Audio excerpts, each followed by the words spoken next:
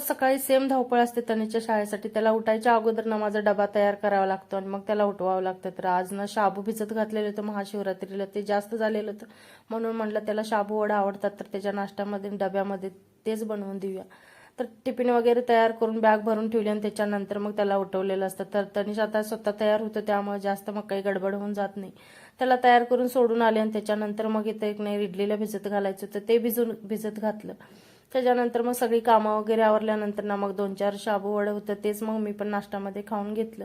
तनिष शाळेतून आल्यानंतर ना मग त्याला अगोदर नारळ पाणी दिलेलं होतं, 2-3 दिवस झाला आणून ठेवलेलं होतं. ते पाणी पिल्यानंतर ना मग स्वयंपाक केला. मी बटाट्याचा रस्सा आणि चपातीच बनवले होते, आम्ही दोघंच होतं. जेवण वगैरे करून घेतलं आणि मग आईस्क्रीम पण आणलेलं होतं, ते दोघांनी खाऊन घेतलं. आता थोडी थोडी ना दुपारच्या वेळेला मग गरमी पण लागायला लागते.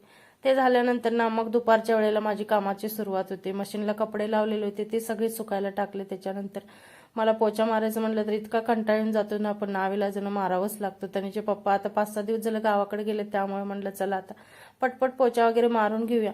पोचा वगैरे मारून घेतला आणि त्याच्यानंतर मग इथं इडलीचं जे भिजत घातलेलं होतं ना ते पिसायचं होतं, मग ते पिसून घेतलं आणि 5-10 मिनिटं फेटून ना त्याला ढक्कन लावून गरम उभेच्या ठिकाणी ठेवून दिलं डब्बा.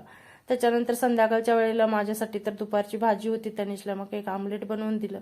जेवण वगैरे केलं आणि त्याला पळून पळून पाय दुखत होते म्हणून माझ्याकडून पाय दाबून घेत होता. तर कसा वाटला मिनी ब्लॉग? आवडला असेल तर लाईक, शेअर आणि सबस्क्राईब करा.